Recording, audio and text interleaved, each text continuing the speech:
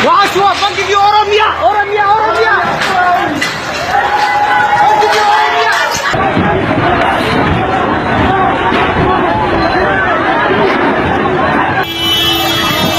وإسرائيل داون داون داون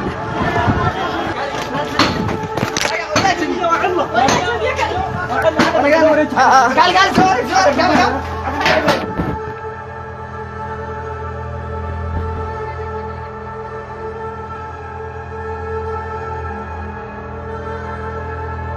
በዛሬው ፕሮግራማችን ጸሐፊ ዘላለም ሙሉ ብራዳው መሪ ከተሰኘው መጽሐፍ ውስጥ ያካተተውንና ጅጅጋ ጅጅጌ ሲል የሰየመውን እጅግ ልብ የሚነካ እውነተኛ ታሪክ ይዘንላችሁ ቀርበናል። ሐምሌ 28 ቀን 2010 ዓ.ም ጅጅጋ ከእንቅልፏ ስትነቃ ሰላሟ ደፍርሶ ፍቅር በጥላቻ ተተክቶና የሞት ጥላ አጥልቶባት ነበር። ይህ ታሪክ በወቅቱ በከተማዋ የተፈጠረውን ድንገተኛ ሁከት፣ የንብረት ውድመት እና በዜጎቿ ላይ የደረሰውን እጅግ ዘግናኝ ሰቆቃ በዓይን እማኝነት ይተርካል። ከመኖሪያ ቤት እስከ ቤተ ክርስቲያን፣ ከዘረፋ እስከ ሕይወት መጥፋት የደረሰውን የዚያን ጨለማ ጊዜ ታሪክ ምናቀርብላችሁ ይሆናል። አብራችሁን ቆዩ።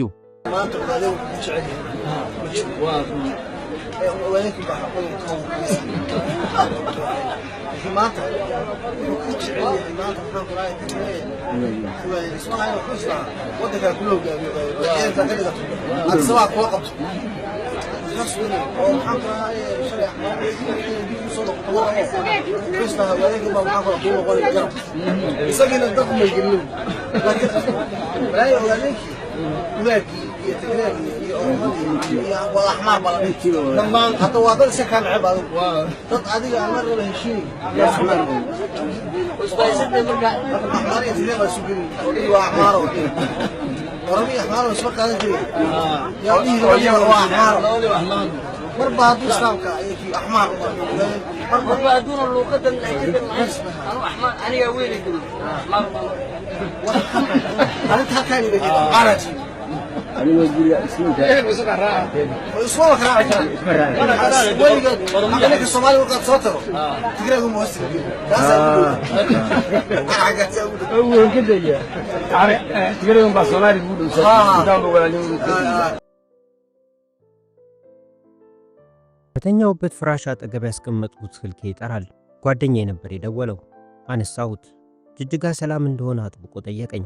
እኔም ገና ከእንቅልፌ እየተነሳው እንደሆነና ምንም የማውቀው ነገር እንደሌለ ነግሬው ከጨረስን በኋላ በፍጥነት ወደ ማህበራዊ ድረገጽ በማምራት በጅጅጋ ምን እየተፈጠረ እንደሆነ ለማረጋገጥ ገባው። በማህበራዊ ሚዲያ የሚመለከተው ነገር ልክ ጓደኛዬ ደውሎ እንደነገረኝ ሆኖ አገኘሁት። ጅጅጋ ከተማ በማለዳ የገቡ የመከላከያ ጦር ተሽከርካሪዎች ወታደሮች ጭነው በተለያዩ የከተማው አካባቢዎች ሲንቀሳቀሱ የማያሳይ ምስል በማህበራዊ ሚዲያ ላይ ተመለከትኩ።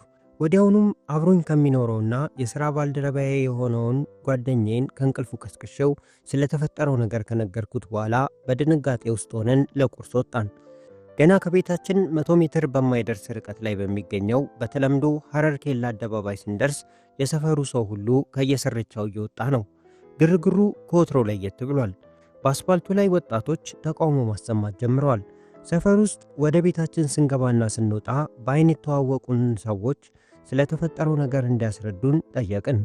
የመከላከያ ሰራዊት ተሽከርካሪዎች የክልሉን ርዕሰ መስተዳደር አብዲ ኢሌን ለመያዝ ወደ ክልሉ ቤተ መንግስትና ወደ ተለያዩ ተቋማት ሲንቀሳቀሱ በመታየታቸው የኢትዮጵያ መንግስትና ጠቅላይ ሚኒስትር አብይ አህመድን በመቃወም ላይ እንዳሉ ተነገረን።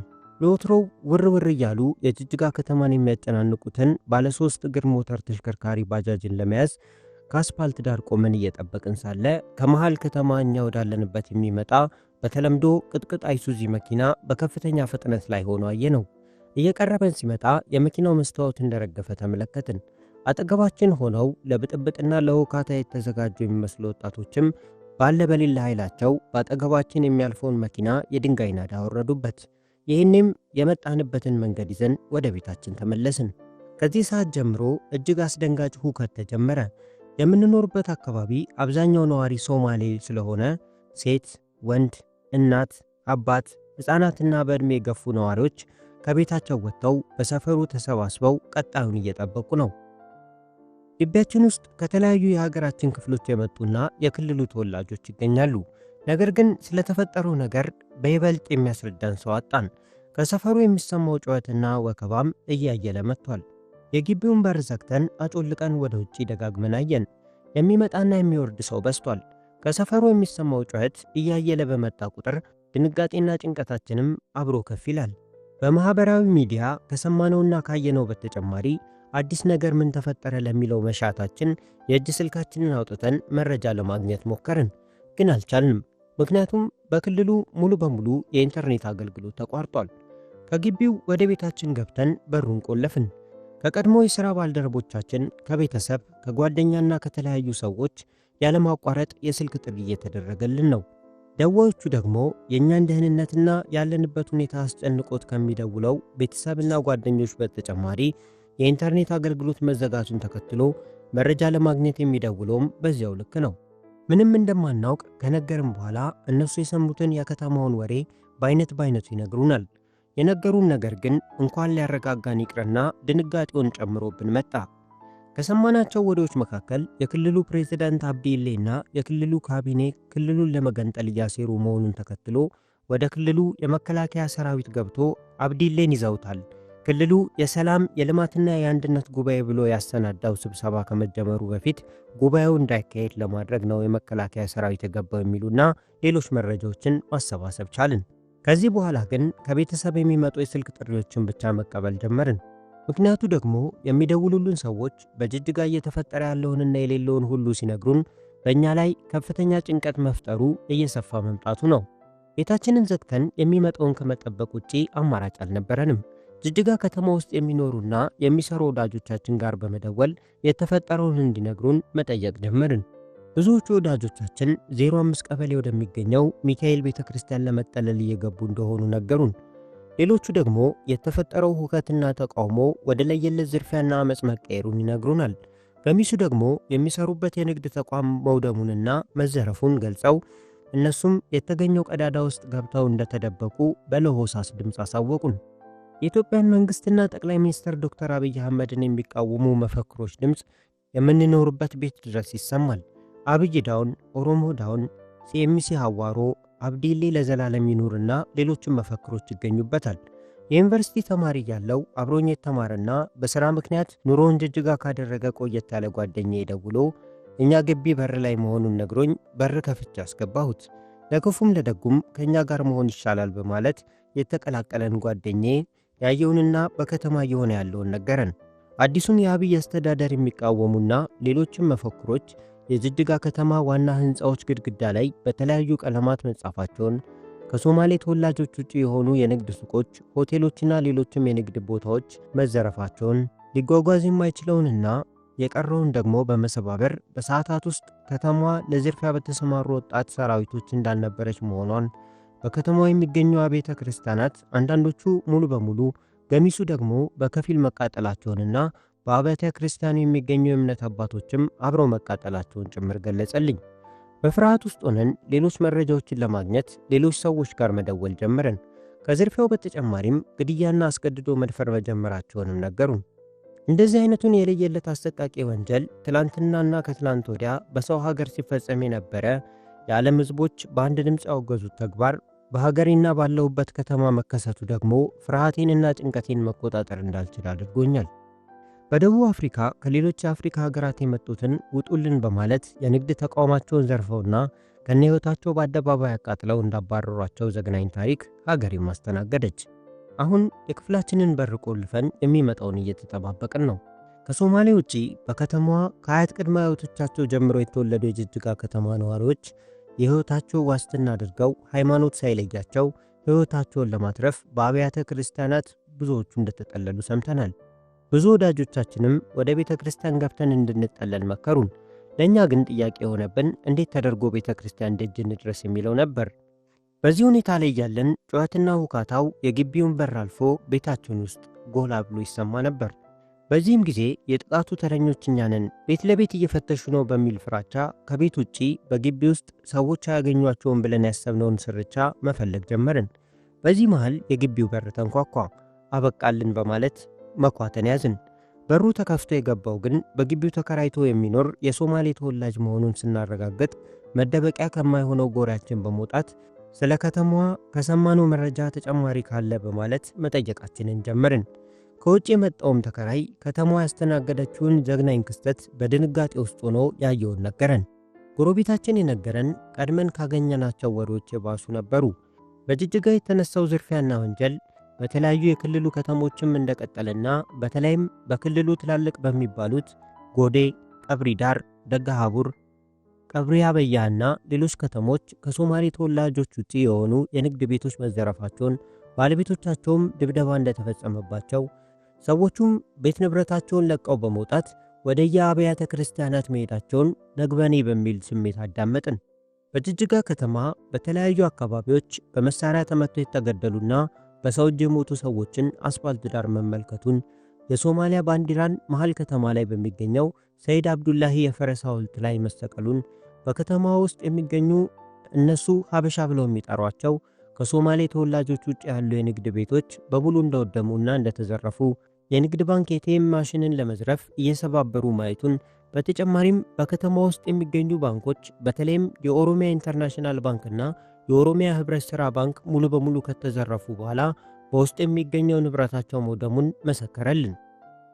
በመሃል ገበያ ውስጥ የሚገኘው የኦሮሚያ ህብረት ሥራ ባንክ ገንዘቡና ንብረቱ ብቻ አልነበረም የሚወደመው። በውስጡ የነበሩት ሴት ሰራተኞች በጠራራ ፀሐይ በህብረት እንደደፈሯቸውም በማዘን አረዳን። እነዚህን የባንክ ሴት ሰራተኞች አስገድደው በመድፈር ብቻ አልተዋቸውም፣ ራቁታቸውን እንዲወጡ አድርጓቸዋልም ይባላል። ሐዘናችንን ታቅፈን ከግቢው ወደ ቤታችን ገብተን በትካዜና በድንጋጤ ውስጥ ቀጣዩን መጠባበቅ ጀመርን። ቀጣይ የእኛ ተራ መሆኑ አይቀርም በሚል ግምት ውስጥ ሆነን በግቢያችን በር አካባቢ በትልቅ መኪና ተጭነው በፉከራና በተቃውሞ ድምፅ ሰፈሩን የጩኸት አደባባይ ሲያስመስሉት አስተዋልን። ካሁን ወርደው የግቢውን በር ገንጥለው ገቡ። በቃ በቃልን፣ ገደሉን በማለት የመጨረሻ ቃል አሊያም ኑዛዜ ይሆናል በማለት ለቤተሰብ በመደወል እየሆነ ያለውን ነገር ተናገርን። የጠበቅነው ሳይሆን ቀርቶ መኪናው የጫናቸውን ይዞ ተንቀሳቀሰ። በመቀጠልም ድምፅ ማጉያ ይዘው ህዝቡን የሚቀሰቅሱ ለአመፁና ዘረፋው ነዋሪዎች እንዲወጡ የሚለፍፍ ድምፅ ሰማን። ጠዋት የጀመረው ትርምስ ሙሉ በሙሉ በሚባል ደረጃ እየተለየ ከሶማሌ ተወላጆች ውጭ የሆኑ የንግድ ተቋማትና ቤቶችን በማውደም በመዝረፍ በመቀጥቀጥና በመግደል በሰዓታት ውስጥ ጅጅጋን የስቃይ ከተማ እንዳደረጓት ገመትን። እኛም የዚህ ዕጣ እንደማይቀርልን ራሳችንን አሳምነን ቁጭ ብለናል። በቤታችን የሚላስ የሚቀመስ የበሰለ ነገር የለንም። የምሳ ሰዓት አልፏል። ቁርስ አልበላንም። በአካባቢያችን የሚገኙ ምግብ ቤቶችና ሱቆች ሁሉም ተዘግተዋል። ከቤታችን አጠገብ ተከራይቶ የሚኖረው ሶማሌ ጎረቤታችን ወጥቶ ሩዝ አምጥቶልን እሱን እንደነገሩ ቀማመስን። ጭንቀት፣ ትካዜና ሐዘኑ በርትቶብናል። የምናደርገው ነገር ጠፍቶናል። ከቤት ወደ ውጪ በመውጣት በግቢው ከተከራዩት ጋር የሆነውንና እየሆነ ያለውን ተሰባስበን እያወራን ነው። በቤታችን ውስጥ ሆነን ነገስ ምን ይጠብቀን ይሆን በሚል ሐሳብ አብዝተን እየተጨነቅን ነው። ቀን ከከተማዋ የሚሰማው ጩኸትና የረብሻ ድምፅ አሁን የለም። ምንም የሚሰማ ድምፅ ስላልነበር እኛም የምናወራው በሹክሹክታ ነው። የመግሪብ አዛን ከግቢያችን ትንሽ ራቅ ብሎ ከሚገኘው መስጊድ ይሰማል። የቀኑ ብርሃን ዕድሜውን ጨርሶ ለጨለማ ያስተላለፈ ይመስላል። ግቢው ደንገዝገዝ ብሏል። የግቢውን በር አልፈው ወደ እኛ ቤት የሚመጡ ሰዎች በሩን ከማንኳኳታቸው በፊት በጫማቸው ኮቴ ድምፅ አመጣጣቸው ወደ እኛ መሆኑን አውቀናል። በፍርሃት ውስጥ ጆሮአችንን አቁመን የበሩን መንኳኳት እየጠበቅን ነው። ቀኑን ሙሉ በፍርሃት ርደን ግቢ ውስጥ በሚገኘው ቀዳዳ ሁሉ እየተደበቅን ስንሸሸው የነበረው ስጋት አመሻሹ ላይ አይኑን አፍጦ መጣ። አለቀልን። ሞታ ግጦ ፊት ለፊታችን ነው። ያለ ምክንያት አይደለም በዚህ ሰዓት የመጡብን። ጨለማውን ተገን አድርገው ሊገሉን ነው በሚል ስጋቶች ተጠፍሬ የተኳኳውን በር ከፈትኩኝ። በራችን ላይ ቆመው የበሩን መከፈት ሲጠባበቁ የነበሩት የክልሉ ቴሌቪዥን ሰራተኞች የሆኑት ባልደረቦቻችን አንድ መሳሪያ የታጠቀ ልዩ ኃይል አስከትለው ነበር የመጡት።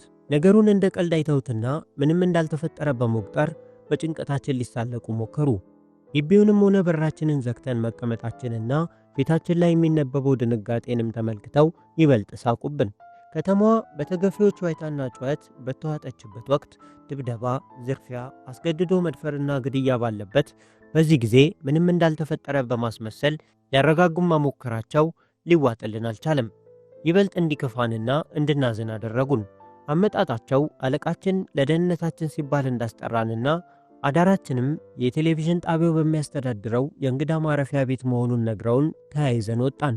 በክልሉ በተለያዩ ከተሞችና ወረዶች በሙሉ ማለት ይቻላል በመንግስት የሚገነቡ የእንግዳ ማረፊያ ቤቶች በሌሎች ክልሎች የተለመዱ አይደሉም።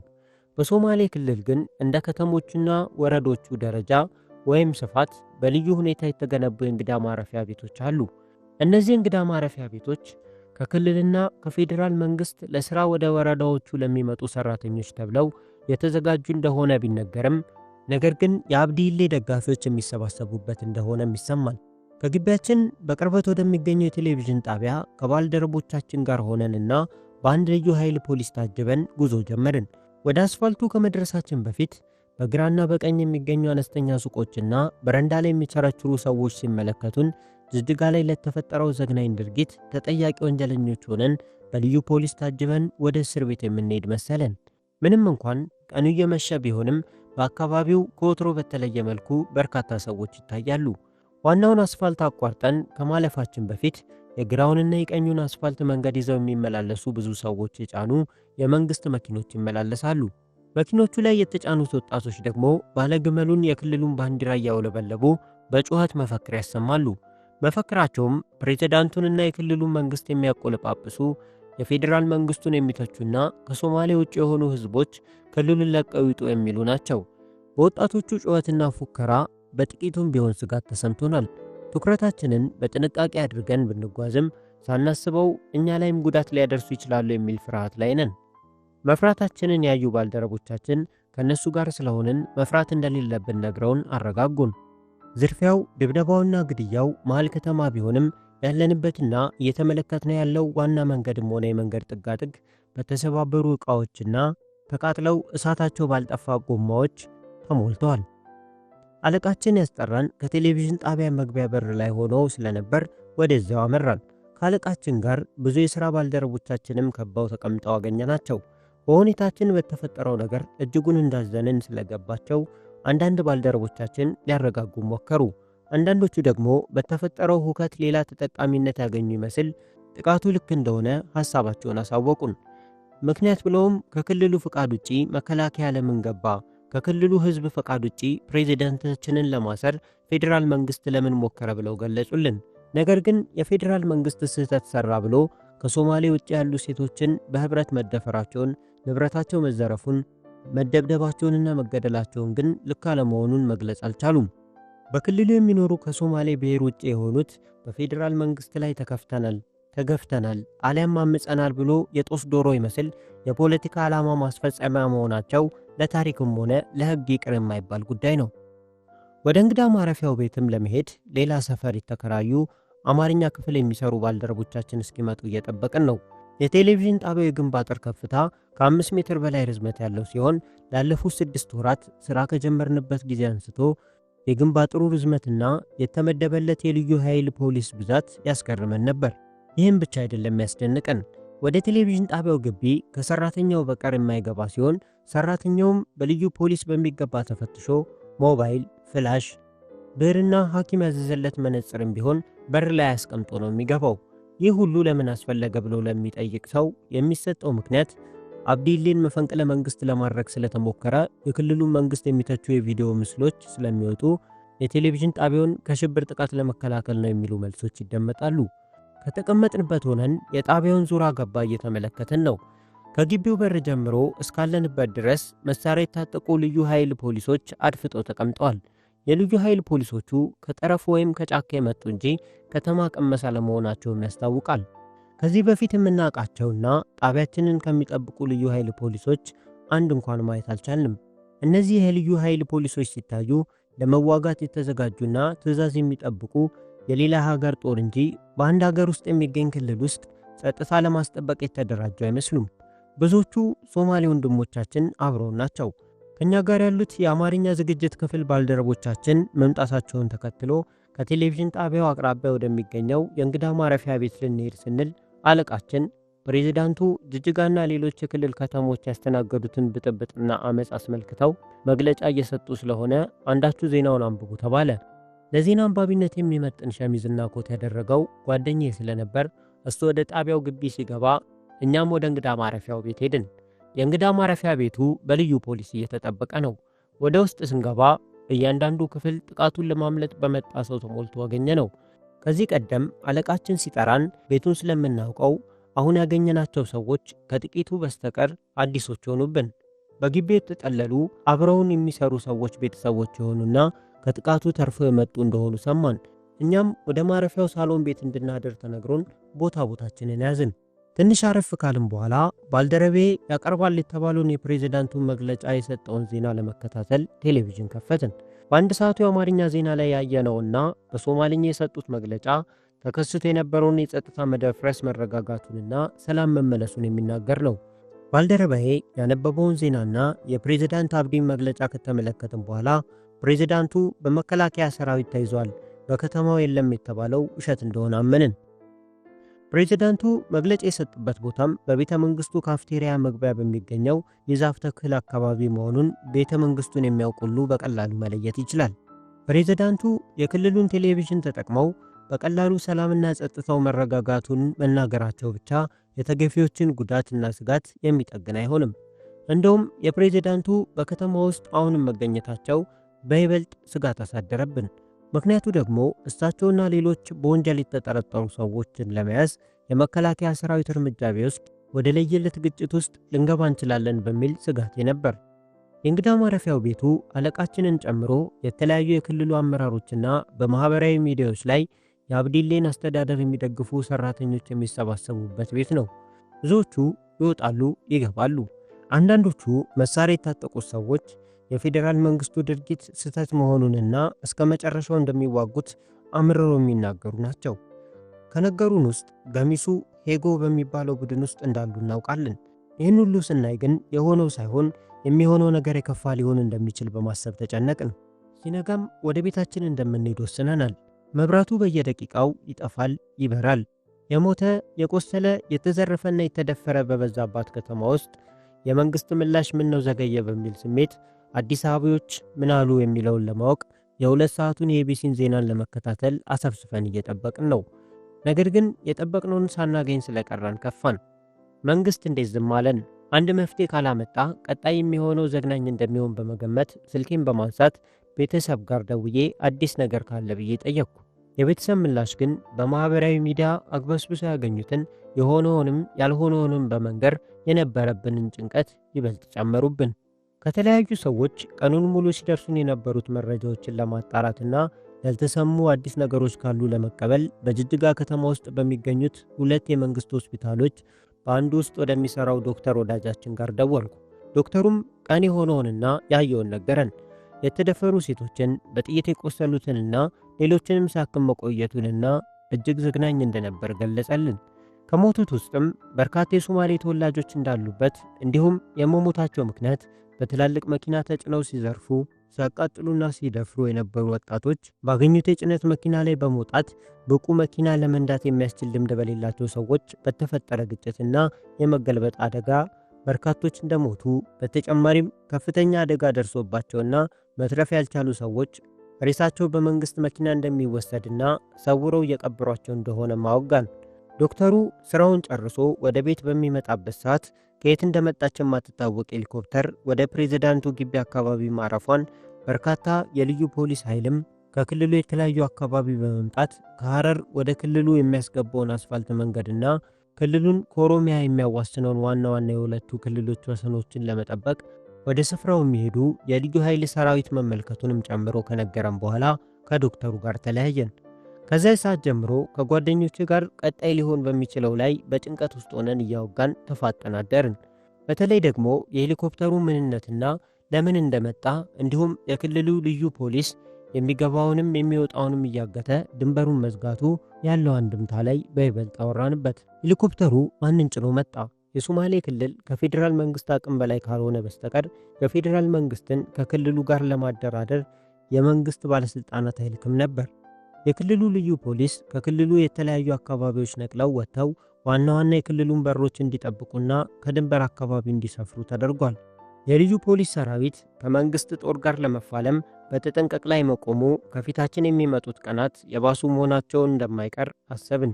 በተለይ ደግሞ የሄሊኮፕተሩ መምጣት እንዳሰብነው ለድርድር ከሆነና ድርድሩን የማይሳካ ከሆነ የመንግስት ጦር ልዩ ፖሊስን ለመደምሰስና ፕሬዚዳንት አብዲን ለፍርድ ለማቅረብ የኃይል እርምጃ እንደሚወስድ እንዲሁም ምንም እንኳን የሶማሌ ክልል ልዩ ፖሊስ ከመንግስት ጦር ጋር የተመጣጠነ ኃይል ባይኖረውም የድንበር አካባቢውን በመልቀቅ ጅጅጋና የክልሉ ከተሞች ውስጥ በመግባትና ከማህበረሰቡ ጋር በመቀላቀል በከተማ ውስጥ የለየለት ጦርነት ሊቀሰቅስ ይችላል የሚል ስጋት ገባን።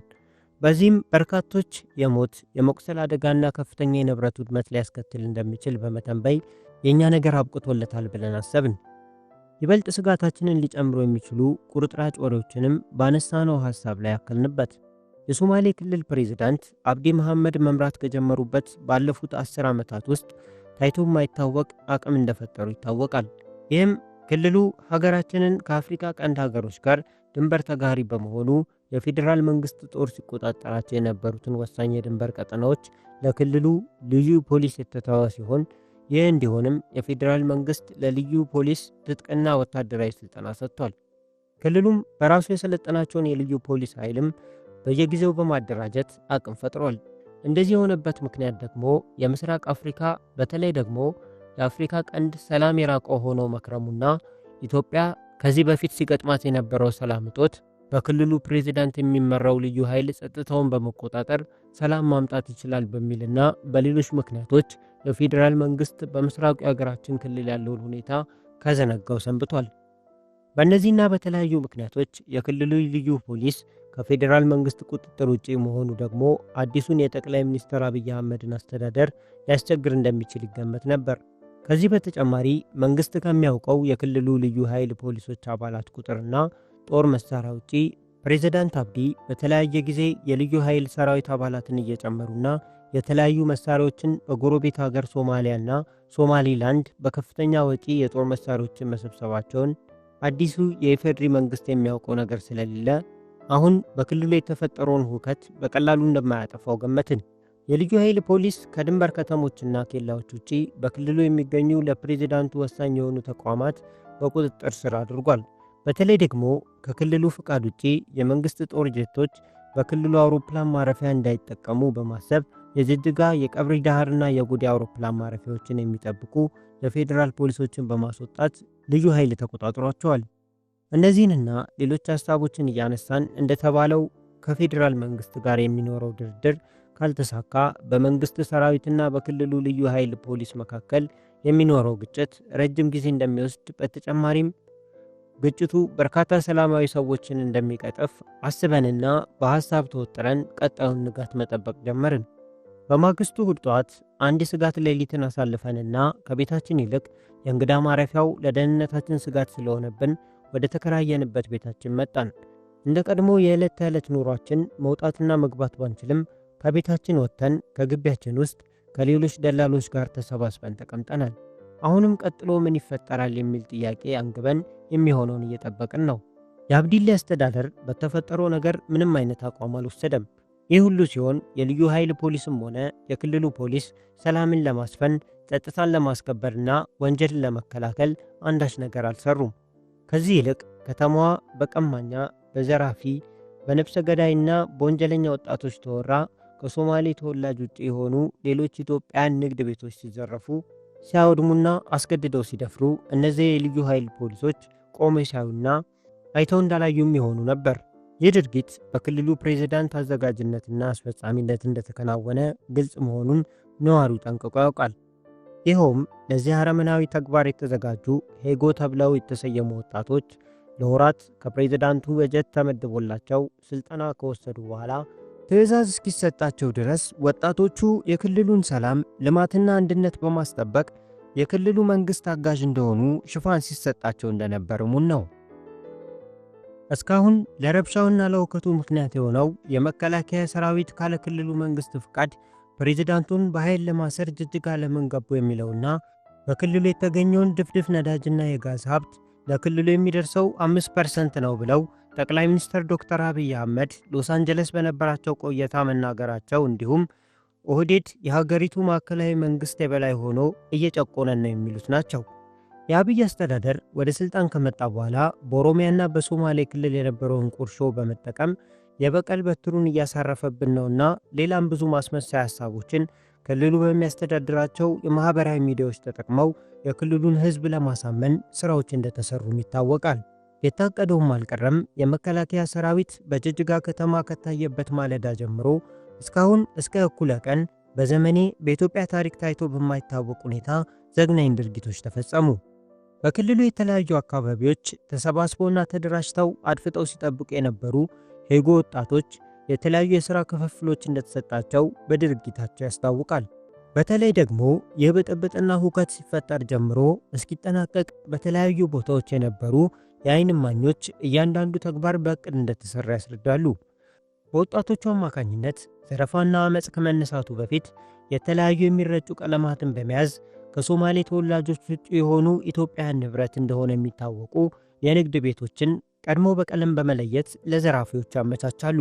ሌሎች ወጣቶች ደግሞ በአስፋልት ላይ በሰዓቱ በተገኙ መኪኖች ላይ፣ በግንብ አጥሮች፣ በህንፃዎች ላይና ቀለም ለመቀባት በሚያመች የትኛውም ቦታ ላይ ሁሉ መንግስትን የሚቃወሙ የክልሉን ፕሬዝዳንት የሚያሞግሱና ሌሎችንም መፈክሮች ይጽፋሉ።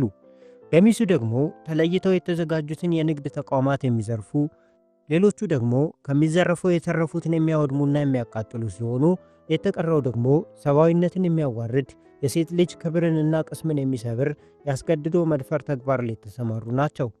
እነዚህ አስገድዶ ለመድፈር የተሰማሩት ለዚህ አጀንዳ ማስፈጸሚያ ይውል ዘንድ የወንድ ልጅ ብልትን ሊያቆም የሚችል እንክብል የተሰጣቸው መሆኑ ደግሞ ይህ አሰቃቂ ተግባር ተጠንቶ የተረቀቀ አጀንዳ መሆኑን ያሳያል። የወንድ ብልትን የሚያቆሙ እንክብሎች ጅጅጋ በሰዓታት ከወደመች በኋላ በተለያዩ አካባቢዎችና አስገድዶ መደፈር የተፈጸመባቸው የህንፃዎች ወለል ላይ ተበታትነው ይታዩ ነበር። እነዚህ ከላይ ያነሳኋቸውና ሌሎች በርካታ ነገሮች በጅጅጋና በክልሉ የተለያዩ ከተሞች የደረሰው ዘግናኝ ተግባር አስቀድሞ የታሰበበትና በእቅድ የተመራ መሆኑን ያሳያሉ። አሁንም በግቢያችን ተሰብስበን የባጤ ቋጡን ማውራት ይዘናል። እስካሁን ምንም አይነት ዘገባ በክልሉ የተፈጠረውን ጥፋት ያልዘገቡት አንጋፋ የሀገራችን ሚዲያዎች ዛሬ ሊዘግቡ ይችላሉ በሚል ተስፋ አድርጌ በመሃል ወደ ቤት በመግባት የተለያዩ የቴሌቪዥን ቻናሎችን ተመለከትኩ። ነገር ግን ምንም የለም። በእርግጥ የክልሉ ልዩ ኃይል በተሰጠው ትዕዛዝ ከክልሉ የሚወጣም የሚገባም አንዳች ነገር እንዳይኖር የክልሉን መግቢያና መውጫ በሙሉ ዘግተውታል። ጉዳዩን ሽፋን ለመስጠት የዘገዩት የሚዲያ ተቋማቱ ገብተው እንዳይዘግቡ ተቸግረው ይሆናል የሚለውን ባስብም የስልክ መረጃዎችን ግን ከጥቃቱ ሰለባዎች እንደሚያገኙ ስለሚታወቅ እንዴት የስልክ ሪፖርት እንኳን አይሰሩም የሚለው ሌላ ሐሳብ ይዞብኝ መጣ። ይህ ጉዳይ እንዳይዘገብ የተፈለገበት ምክንያት ምንድን ነው? የፌዴራል መንግስቱ በዝምታ እንዲታለፍ የፈለገው ስለምን ይሆን? ሌሎችንም ጉዳዮች በማንሳት ያለንበት ሁኔታ አስቸጋሪ መሆኑን ባምንም እነዚህ ጥያቄዎች ግን ቀጣዩ ነገር የከፋ ሊሆን እንደሚችል የሚጠቁሙ መሰለኝ። አሁንም ብዙ የስልክ ጥሪዎች እየደረሱኝ ነው። ከጥሪዎቹ በተጨማሪ በመልእክት ደህንነቴን የሚጠይቁኝ እንዳሉ ሁሉ የቤተሰቦቻቸውን ደህንነት እንዳረጋግጥላቸው ትብብሬን የሚሹም አሉ። ከደረሱኝ መልእክቶች ውስጥ አንዱ ሰላም ዘላለም፣ እንዴት ነህ?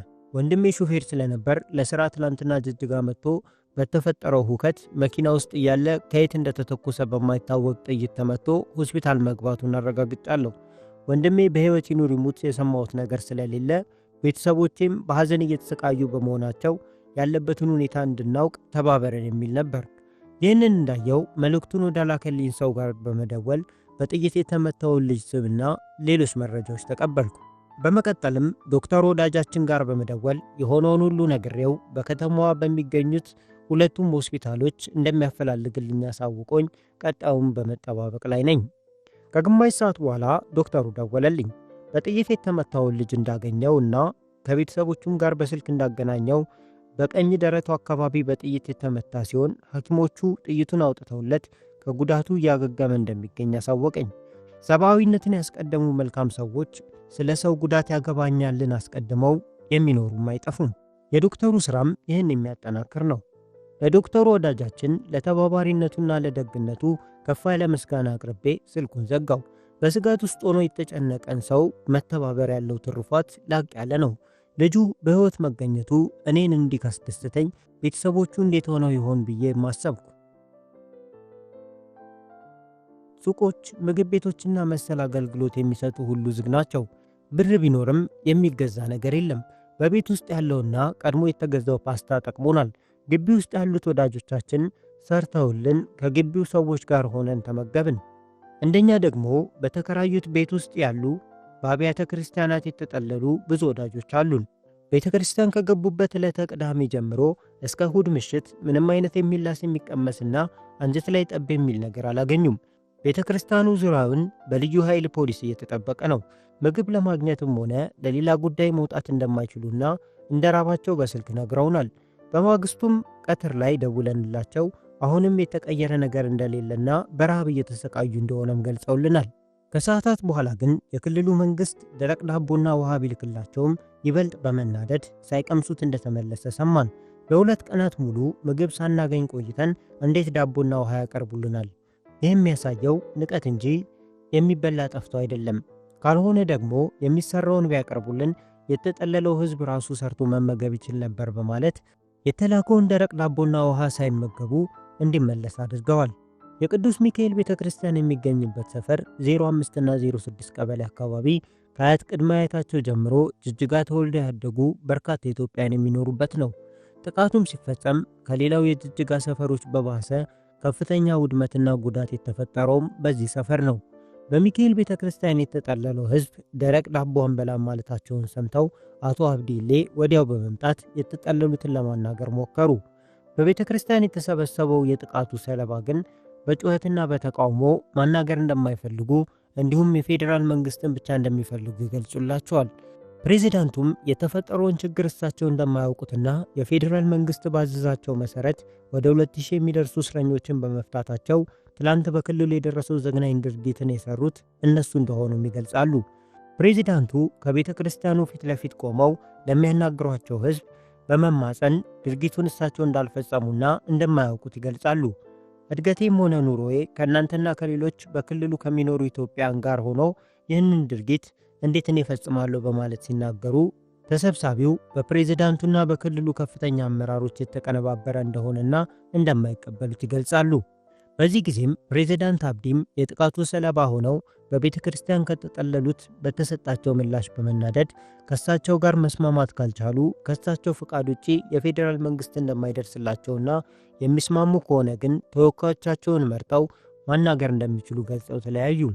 ፕሬዚዳንቱ ይህን ብለው ከሄዱ ከሰዓታት በኋላ በሚካኤል ቤተ ክርስቲያን ተጠልለው የነበረው ረሃቡንና ጥሙን መቋቋም ካቃተው ውስጥ የተወሰኑት ከቤተ ክርስቲያኑ ቅጥር በመውጣት ምግብና ውሃ ለመፈለግ ይንቀሳቀሳሉ። በቤተ ክርስቲያኑ በር ፊት ለፊትና በአካባቢው የነበሩት የልዩ ኃይል ፖሊሶች ከቤተ ክርስቲያኑ መውጣት የለባችሁም በማለታቸው ሁከት ይፈጠራል።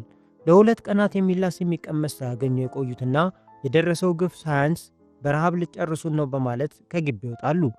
በዚህ ጊዜ በተጠንቀቅ ቆመው እርምጃ ለመውሰድ ምክንያት የሚፈልጉት የልዩ ኃይል ጠባቂዎች በህዝቡ ላይ በመተኮስ 3 ሰዎችን ይገድላሉ።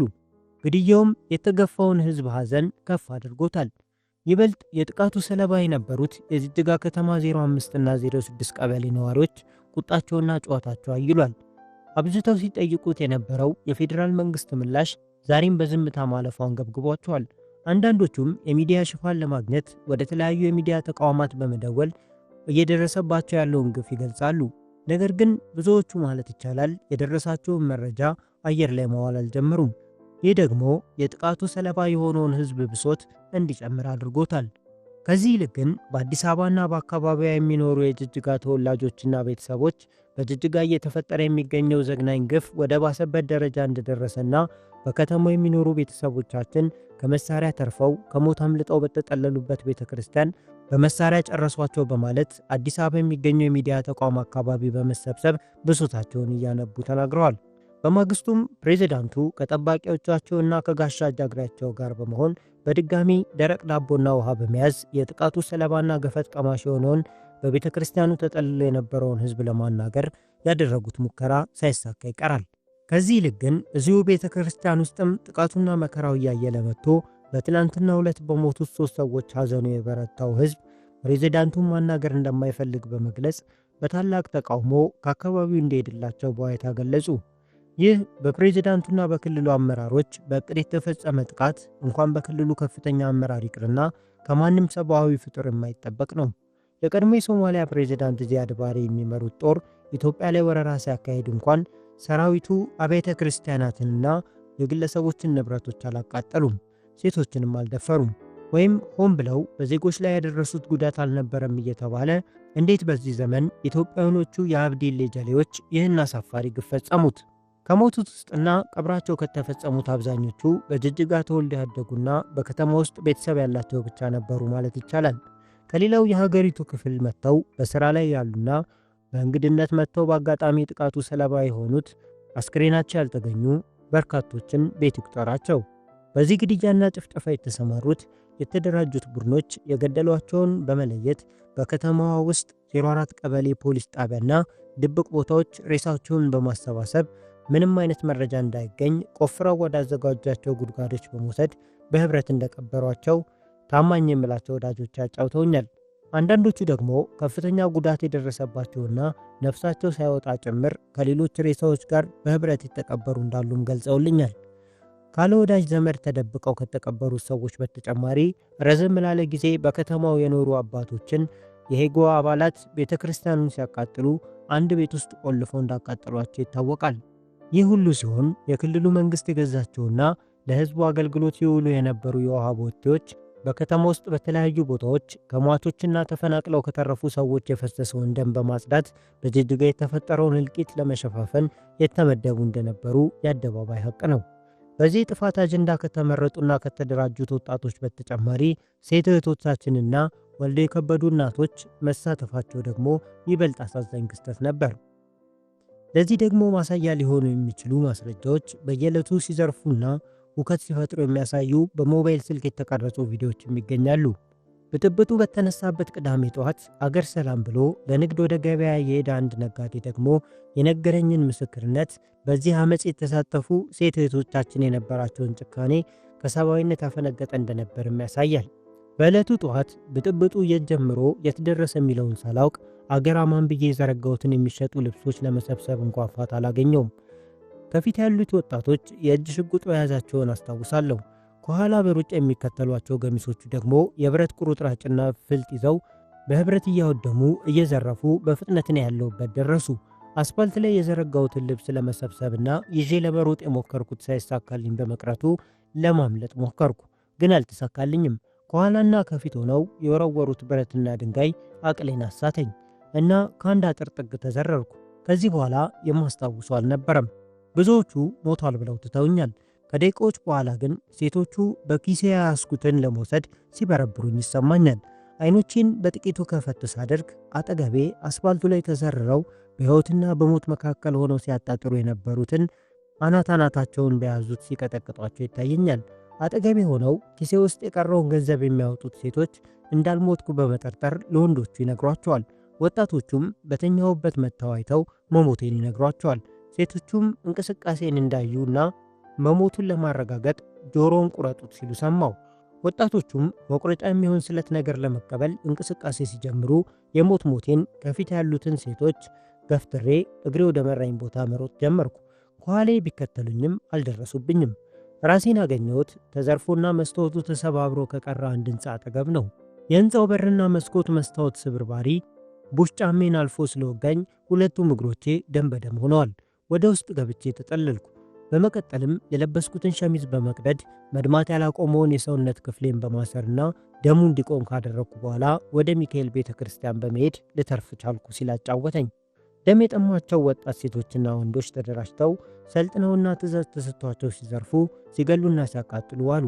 በየሰፈሩ የዞሩ በመቀስቀስ ከዝርፊያው የተረፉ የንግድ ቤቶች ዕቃዎችን እንዲሰበስቡና እንዲወስዱ የተነገራቸው ነዋሪዎችም ያገኙትን ሸክፈው ወደ ቤታቸው አስገቡ።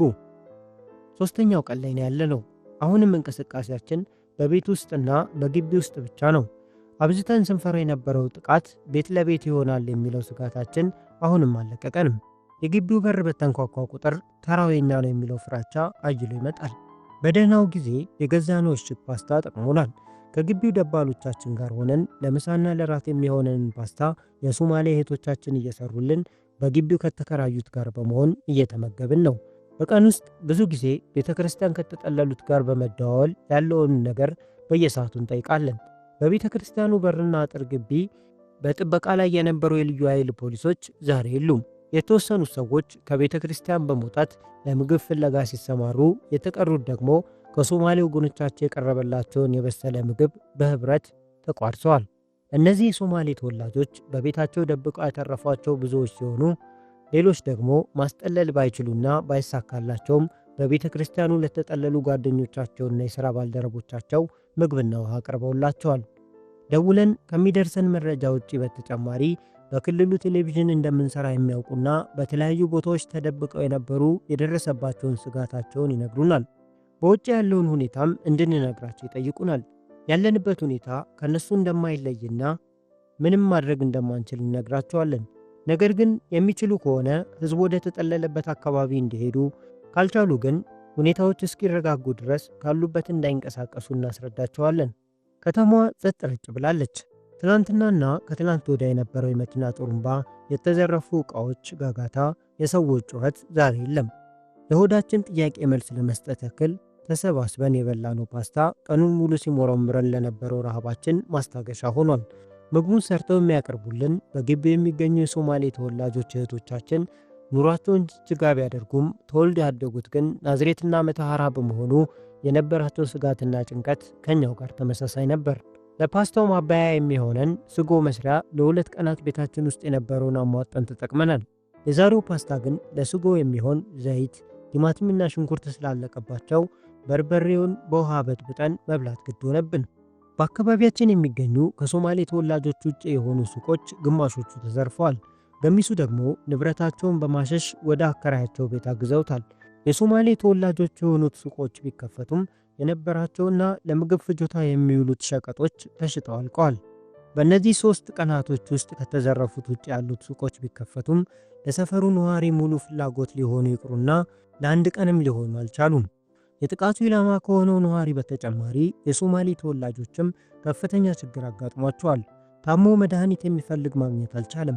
ለቀን ፍጆታ የሚሆን የምግብ አቅርቦት ጠፍቷል። በእነዚህና በተለያዩ ምክንያቶች የከተማዋ ነዋሪ ችግር ተባብሶበታል። የተገኘውን በልተን ጎናችንን አሳርፈናል። ቤተ ክርስቲያን ከተጠለሉት ወዳጆቻችን ከአንዱ የስልክ ጥሪ ደረሰን። ሰዓቱ ከቀኑ 9 ሰዓት አካባቢ ነው። ደግሞ ምን ተፈጠረ በሚል ፍራቻ ስልኩን አነሳሁት። ከስልኩ ወዲያኛው ጫፍ የሚሰማኝ ድምፅ ግን ከደዋዩ በላይ አይሎ የወጣ ጩኸት ይሰማኛል። የጩኸቱ ድምፅ ከመብዛቱ የተነሳ ደዋዩ ምን እንደሚል መስማት አልቻልኩም። ስልኩ ተቋረጠ። መልሼ ደወልኩ። ሁከትና ብጥብጥ የመሰለኝ ድምፅ አሁን ቀንሷል። ለካ ድብልቅልቅ ያለው ጩኸት የሀገር መከላከያ ሰራዊት በመግባቱ በአካባቢው ጭፈራና እልልታው ደምቋል። እኛ የምንኖሩበት ሰፈር በብዛት የሶማሌ ተወላጆች የሚኖሩበት ሰፈር ሆኖ እንጂ የኢትዮጵያ መከላከያ ሰራዊት ወታደሮች በጅጅጋ ከተማ የተለያዩ አካባቢዎች ገብተው ዋና ዋና ቦታዎች ላይ በተጠንቀቅ መቆማቸውን ሰማን። እኛም በደስታ ብዛት እየተቃቀፍን ደስታችንን ስንገልጽ ከግቢው ወጥቶ የነበረው የሶማሌ ተወላጅ የግቢው ተከራይ የሰማነው እውነት እንደሆነና ሐረር ኬላ አደባባይ ብዙ ወታደሮችን ማየቱን እሱም አረጋገጠልን። ይህች ቀን በተለይ ደግሞ በቤተ ክርስቲያን በየስርቻው ተደብቀው ለቆዩ ሁሉ ድጋሜ የተወለዱበት ቀን ይመስል በደስታ ሲቃ እየተናነቃቸው ያነቡባት ቀን ሆነች። ከቤተ ክርስቲያንና ተደብቀውበት ከነበሩበት ቦታዎች በመውጣት ተሰባስበው በእልልታና በጭፈራ በነፍስ የደረሱላቸውን ወታደሮች እያመሰገኑ ወደ ከተማው መሃል አደባባይ ወጡ። ምንም እንኳን በደላቸውና ስቃያቸው የከፋ ቢሆንም በከተማ ውስጥ ያገኟቸውን የሶማሌ ተወላጆች ላይ የቂም በቀል ብትራቸውን አላሳረፉም። ምክንያቱ ደግሞ ማን እንደበደላቸውና ማን ጥቃት እንደፈጸመባቸው ጠንቅቀው ስለሚያውቁ ነበር።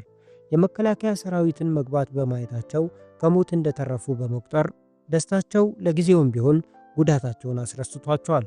በየስርቻው ካሉበት የወጡትም ከቤተ ክርስቲያን ተጠልለው የነበሩትን በመቀላቀል በጅጅጋ መሃል አደባባይ በሚገኝ የሰይድ አብዱሌ ፈረስ ሐውልት ዙሪያ ተሰባስበው ሀገራዊ መዝሙሮችን በመዘመር ለመከላከያ ሰራዊት ምስጋና በማቅረብ ደስታቸውን መግለጽ ቀጥለዋል። ከዚህ በኋላም ብጥብጡ በተነሳበት ዕለት ቅዳሜ በሐውልቱ የተሰቀለው የሶማሌ ባንዲራ መሰቀሉ ያንገበገባቸው ወጣቶች በተመሳሳይ የኢትዮጵያን አረንጓዴ፣ ቢጫና ቀይ ባንዲራ በመስቀል ደስታቸውን አብዝተው ገለጹ። በማግስቱ ጠዋት 3 ሆነን ከቤታችን ወጣን። ምንም አይነት የትራንስፖርት አገልግሎት የለም። አልፎ አልፎ ከሚንቀሳቀሱ የመንግስትና የመከላከያ መኪኖች ውጪ ምንም አይነት እንቅስቃሴ አይታይም። ከሰፈራችን መግቢያና መውጫ መንገዶች ዳር ጀምሮ የመከላከያ ሰራዊትን በየቦታው ማየት ችለናል። ለወትሮ በትራንስፖርት ወደ መሃል ከተማ መሄድ የለመድነው አሁን በተሽከርካሪ ጦት በእግራችን ጉዞ ጀምረናል። እግረ መንገዳችንን አልፎ አልፎ የሚገኙት የሀበሻ ሱቆችና ንግድ ቤቶች ተለይተው መዘረፋቸውን አስተውለናል። የደረሰውን ዘረፋና ውድመት ይበልጥ ለመመልከት በመሃል ከተማ ውስጥ የሚገኙትን ለማግኘት በፍጥነት ወደዚያው አመራን። ጅጅጋ በሰዓታት ውስጥ ወደ ፍርስራሽነት መቀየሯን ለመመልከት መሃል ከተማ ከመድረሳችን በፊት በግራና በቀኝ የምናየው ሁሉ ምስቅልቅል አሳዛኝ ነበር። የከተማው ዋናው አስፋልትና የእግረኞች መንገድ ላይ የኢትዮጵያ መንግስት ጠቅላይ ሚኒስትር አብይ አህመድንና ሌሎችንም የሚሳደቡ ጽሑፎች በተለያዩ ቀለማት ጎልቶ ተጽፏል። ፕሬዚዳንት አብዲን፣ ሶማሊያን፣ ኦብነግንና ሌሎችንም የሚያሞግሱ ጽሑፎች በየግንብ አጥሩና በንግድ ቤቶቹ በር መስኮቶችና ግድግዳዎቹ ላይ በጉልህ ተጽፈው ይታያሉ። አስፋልትና መንገዱ በስብርባሪ መስታወቶችና ጠርሙሶች ተሞልቷል።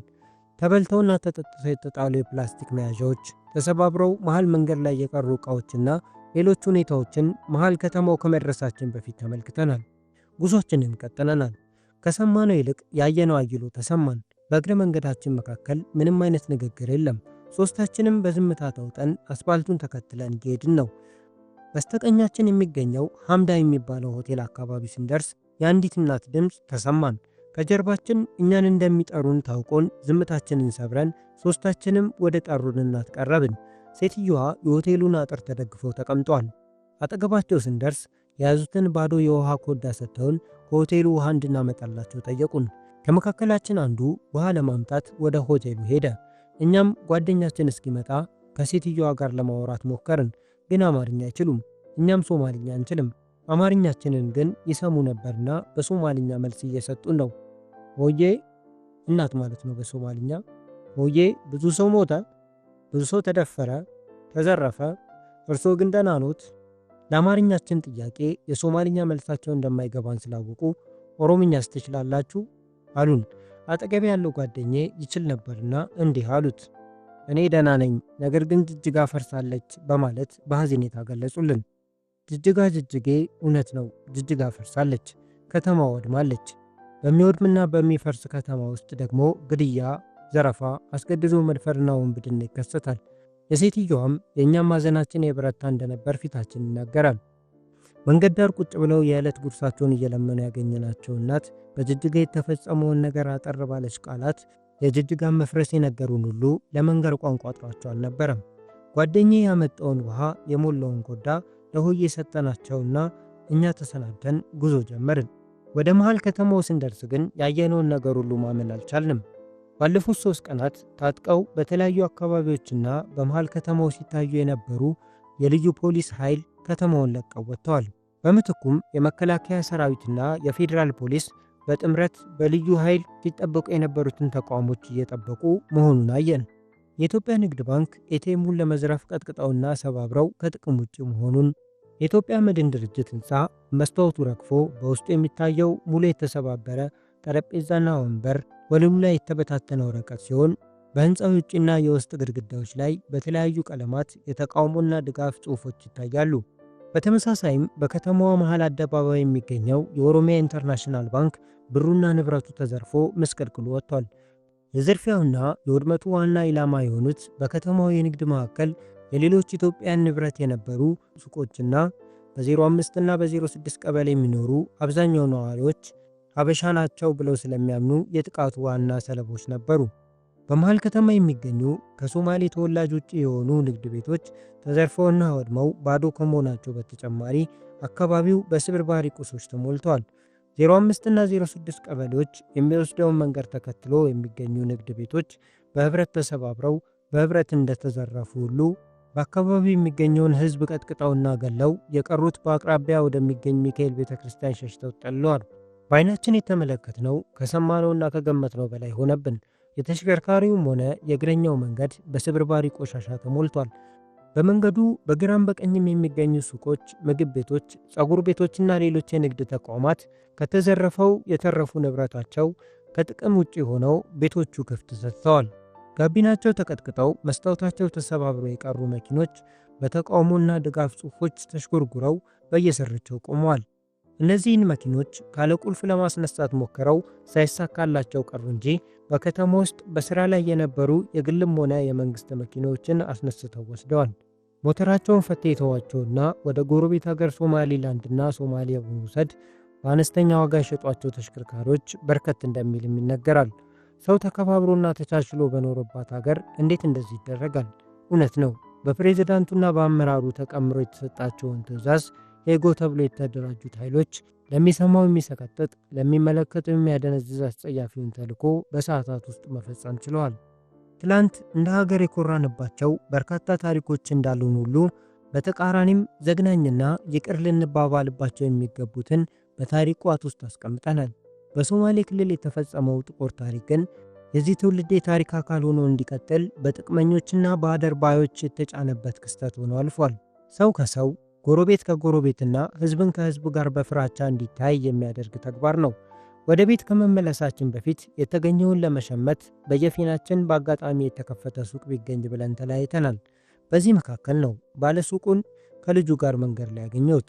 ይህ ባለሱቅ በከተማው ውስጥ በታታሪነቱና በመልካምነቱ የሚታወቅ በክፉም ሆነ በደጉ ጊዜ ከሶማሌ ሕዝብ ጋር የተጋራ ቋንቋቸውን የሚናገር ወግና ባህላቸውን ጠንቅቆ የሚያውቅ ጨዋ ታዋቂና ደግ ሰው በመሆኑ የሰው ፍቅር የተቻረ ነው። ከሩቅ ሳያቸው እሱም ልጁም ድንጋጤ ውስጥ መሆናቸውን አስተውያለሁ። ከሰላምታው በኋላ በቆምንበት ሆነን የደረሰበትን ግፍ አጫወተኝ። ዘረፋውና ብጥብጡ ሲነሳ ሴት ልጁን የእንግሊዝኛ ቋንቋ ወደሚያስተምርበት ትምህርት ቤት አድርሷት እንደተመለሰ ገና ሱቁን ከመክፈቱ ከየት መጡ ሳይባል ወደ ሱቁ ገብተው ደብድበውት ራሱን ይስታል። ሲነቃ ሱቁ ተዘርፎ የቀረውን ሕፃናትና ሌሎች እየለቃቀሙ አያቸው። ያለውን ኃይል አሟጦ በመነሳት ሴት ልጁን ወዳደረሰበት ትምህርት ቤት እያዘገመ ይሄዳል። አካባቢው በጩኸትና በመኪና ጡሩምባ ቀውጢ ሆኖበታል። ይህን ችግር ግን እየፈጸሙ ከሚገኙ ሰዎች ውስጥ በመንገዱ አንዳቸውንም አያውቃቸውም። የመንገዱን ጥግ ይዞ እየሄደ ነው። የመኪና ጎማ አቃጥለው ከበው የሚጨፍሩ፣ የሰረቁትን ዕቃዎች በቀሚሶቻቸው ያሰሩ ሴቶች ከፊትና ከኋላ ሆነው የዘረፉትን ፍሪጅና ሌሎች ዕቃዎች በጋሪ የሚገፉ፣ በመንግሥት መኪኖች ተጭነው በፉከራ በአስፓልት የሚመላለሱ መኪኖችና ሌሎችም ትዕይንቶችን እየተመለከተ ትምህርት ቤቱ ሲደርስ ትምህርት ቤቱ ተዘግቷል። ልጁ የት እንደደረሰች ለማወቅ በአካባቢው የነበሩና የተመለከቱ ባገኝ ብሎ የሚረዳውን ለማግኘት አካባቢውን በዓይኑ ቃኘ። አካባቢው ትርምስና ሁከት የበዛበት ስለነበር የሚረዳው ሰው ማግኘት አልቻለም። ወደ ቤት እንደሄደች ደውሎ ለማረጋገጥም የእጅ ስልኩ ከንብረቱ ጋር አብሮ በመዘረፉ ይህንን ማድረግ ሳይችል ቀረ። ልጄን ገለዋታል፣ ልጄን ጉድ አድርገዋታል እያለ ወደ ሰፈሩ ውስጥ ለውስጥ እየተሽለኮለከ ይደርሳል። ሲደርስ ሰፈሩ እንዳልነበረ ሆኖ አገኘው። ሚስቱ ሕፃን ልጇን ይዛ ቤተ ክርስቲያን ውስጥ እንደተጠለለች ይነገረዋል። ከሱ ቤት ራቅ ብሎ የሚገኘው የጓደኛው ቤት ከመሄዱ በፊትም ጓደኛውና ሌሎች አካባቢው ነዋሪዎች በቤተ ክርስቲያን እንዳሉ ይሰማል። ወደ ቤተ ክርስቲያኑ በማምራት ከባለቤቱ ከጓደኞቹና ከጎረቤቶቹ ጋር ይገናኛል። በግምት የ8 ዓመት ዕድሜ ያላት ሴት ልጁ ግን በቤተ ክርስቲያኑ ግቢ ውስጥ የለችም። ማንም ሰው እዚህ አገኘናት የሚል ጠፋ። ልጄን ገደሏት፣ ልጄን ገደሏት፣ ልጄን ጉድ አደረጓት ብሎ ማነባ። በቤተ ክርስቲያኑ የተጠለሉትን እገሌን ገደሉት፣ እንትናን ደፈሯት፣ አባን ከነዮታቸው አቃጠሏቸው እያሉ ሲያወሩ የሚሰማው ሁሉ ሊያሳብደው ደረሰ። ስለ ልጁ ይበልጥ እንዲጨነቅ ያደረገው አንዱ ነገር ደግሞ ቤት ውስጥ ተሰብስበው የነበሩት ሄጎ ወጣቶች የሚዘረፈውን ከዘረፉ የሚያወድሙትን ካወደሙ በኋላ በቤት ውስጥ ያገኙትን ሁሉ እንደደፈሯቸው ይሰማል። ከተደፈሩት ውስጥ የ7 ዓመት ሴት ልጅ ትገኝበታለች። ወላጅ እናት የ7 ዓመቷን ልጅ እንዳይደፍሯት በመማጸንና በማልቀስ ቢለምኑም ልጅቱን መንጭቃው በመውሰድ እንደደፈሯት፣ እንዲሁም አንድ እናት ቤት የገቡት ሌሎች የሄጎ አባላት በቤት ውስጥ ያገኟቸውን የሴትዮዋን 4 ልጆች አይናቸው እያየ መድፈራቸውን ይነግሩታል። ይህንንም የሰማው ባለሱቅ ይበልጥ ይጨነቃል። ልጄን ልፈልጋት በማለት ለመውጣት ሞከረ። ቤተሰቦቹና ጓደኞቹ ግን ከወጣ እንደሚገድሉት በማሰብ አረጋግተው አስቀመጡት። ቤተ ክርስቲያኗ ከሱ ጩኸትና ለቅሶ በተጨማሪ በሐዘንና በዋይታ ተሞልታለች። እንደሱ ቤተሰቦቻቸው የጠፉባቸውና የተገደሉባቸው፣ ተቀጥቅጠው የቆሰሉ፣ ቅስማቸው የተሰበረና ሌሎችም የጥቃቱ ሰለባዎች የአምላክ እንግዳ ሆነው በቤተ ክርስቲያኑ ተሰባስበዋል። በማግስቱ ጠዋት ከአንደኛው የግቢው አቅጣጫ የመጣ ሰው በቀኝ እጁ ስልኩን ይዞ እያቀበለው እንኳን ደስ አለ፣ ልጅ ተገኝታለች፣ አናግራት ብሎ ስልኩን ይሰጠዋል። የልጃቸውን መገኘትና ምንም እንዳልሆነች ብስራት የሰማው ቤተሰብ ተቃቅፎ በደስታ ተላቀሱ። በጅጅጋ ላይ በእቅድ የተጀመረው የመንጋ ዓመፅ ሲከሰት ልጁ የክረምት ትምህርት ቤት የሚሰጥበት ተቋም ከተዋወቀቻት የሶማሌ ጓደኛዋ ጋር ሆነው ከትምህርት ቤቱ አቅራቢያ ወደሚገኘው ቤታቸው ሮጠው በመግባት እንደተረፈችና ያስጠለሏት ሶማሌዎች ተንከባክበውና አረጋግተው እንዳቆዩለት በተገናኘንበት መንገድ ላይ ቆመን ይህን ሁሉ ታሪክ ከማያባራው እንባው ጋር ሆኖ አጫወተኝ። አይኖቿ በፍራቻ የሚቅሎጨለጩት ልጁ ስትታይ ታሳዝናለች። በርካቶችን ያስጠለሉ እንዳይዘረፉ የተከላከሉና ከጥቃቱ በኋላም ምግብና ውሃ ወደ ተጠለሉበት ድረስ በማድረስ ከጎናቸው የቆሙ የጅጅጋ ነዋሪዎች ነበሩ። ወደ ቤታችን ስንመለስ ወደ 11 ሰዓት ገደማ ሆኗል። ፀሐይም በድርጊቱ አዝና የጠፋች ይመስላል። የለችም፣ ሰማዩ ጠቁሯል። በሰብአዊ ፍጡር ላይ የደረሰው ዘግናኙ ጥቃት እንኳን የደረሰበትን ይልቅርና የሰማነውን አንገት የሚያስደፋ ነው። ጅጅጋ ከተመሰረተች ቀን ጀምሮ ከተጻፈላት ታሪኳ ሁሉ የተለየውንና የጠቆረውን ታሪክ አስተናግዳለች። ሐዘናችን በርትቷል። ባለፉት 2 ቀናት የነበረብን ስጋትና ፍራቻ ረገብ ቢልም አልለቀቀንም። መንገዱ በመከላከያ ሰራዊትና በፌዴራል ሰራዊት ተሽከርካሪዎችና ወታደሮች ተጨናንቋል። ለ3 ቀናት ዝግ የነበረው ሐረር ጅጅጋ መንገድ መከፈቱን ተከትሎ ተደብቆ የነበረው ሁሉ ጨርቄን ማቄን ሳይል ባገኘው መኪና ላይ እየተጫነ መውጣት ጀምሯል። ወደ ቤታችን በመግባት ልብሶቻችንንና መጽሐፎቻችንን አሰናርተን ሰታተርን። የአውሮፕላን በረራ ከጅጅጋ አዲስ አበባ ከተጀመረ ለመሄድ ቀድመን በመደወል ትኬት ቆረጥን። ይጀመራል ተብሎ ተስፋ ያደረግነው የአየር ጉዞ አገልግሎት የጅጅጋ ገራድ ውልዋል ኤርፖርት ምንም አይነት አውሮፕላን እንዳላስተናገደ ሰማን። መኪናውም ቢሆን ዕቃ ጫኝና ገልባጭ መኪኖች እንጂ አውቶቡሶች መግባትና መውጣት አልጀመሩም። በአራተኛው ቀን በዕለተ ሩብ ከእንቅልፋችን እንደተነሳን ቀድመን ያዘጋጀናቸውን ሻንጣዎቻችንን አንስተን በተገኘው መኪና ለመውጣት በአቅራቢያችን ወደሚገኘው ሐረር ኬላ አደባባይ ወጥተን መኪና መጠበቅ ጀመርን። የመንገዱ ዳር የቤት ዕቃዎቻቸውን ቆልለው የሚጠብቁ የሚጠቡ ሕፃናት የታቀፉና መራመድ የሚችሉ ልጆች ያሏቸው ደግሞ የእናቶቻቸውን ቀሚስ እየጎተቱ እና እያለቀሱ እዛው ቆመዋል። ከነሱ ጋር ተቀላቅለን የመንገዱን ጠርዝ ይዘን እንደቆምን አንድ ገልባጭ መኪና መጥቶ ሹፌሩ እስከ ሐረር መሄድ እንደምንችል ፈቅዶልን መኪናውን ሞልተን ጉዞ ጀመርን። የነበረብን ጭንቀት ተንፈስ ቢልም አሁንም አልተረጋጋንም። መኪናው ገና ከጅጅጋ አልወጣም። አሁን አስቁመው ውረዱ የሚል ኃይል ከፊት እንዳጋጠመን በአያሌው እየሰጋን ነው። የጅጅጋ መግቢያ በር ኬላ ስንደርስ በርካታ የመከላከያ ሰራዊት ተመለከትን። ከሌላው በስተግራ በኩልም ንብረትነቱ የሀገር መከላከያ ተሽከርካሪ የሆነ ኦራል መኪና ተቃጥሎ ስናይ የመከላከያ ሰራዊት ከልዩ ኃይል ጋር ፍልሚያ አድርጎ ነበር ብለን አሰብን። ነገር ግን ስለተቃጠለውም መኪና ይሁን ስለ ውጊያው የሰማነው ነገር ስላልነበረ የተቃጠለውን ኦራል ስናይ በመጠኑም ቢሆን ተሸብረናል። በዕቃ ጫኝና በገለባጭ መኪኖች ተጭኖ ሰው ሁሉ ጅጅጋን ለቆ እየወጣ ነው። በርካታ መኪኖች ከኋላችን እየተከተሉን ነው። ከጅጅጋ ከተማ 20 ኪሎ ሜትር ገደማ እንደራቅን ከፊት ለፊታችን የነበሩት መኪኖች በሙሉ ቆመው አገኘናቸው። ብዙ ሰዎች ከቆሙት መኪኖች ላይ እየወረዱ ግርግር ወደ በዛበት ቦታ እየሄዱ ነው። ከፊት የተፈጠረው ነገር አልገባንምና እኛም ወርደን ሰዎች ወደ ተሰበሰቡበት ተጠጋን። አካባቢው በጩኸትና በለቅሶ ተውጧል።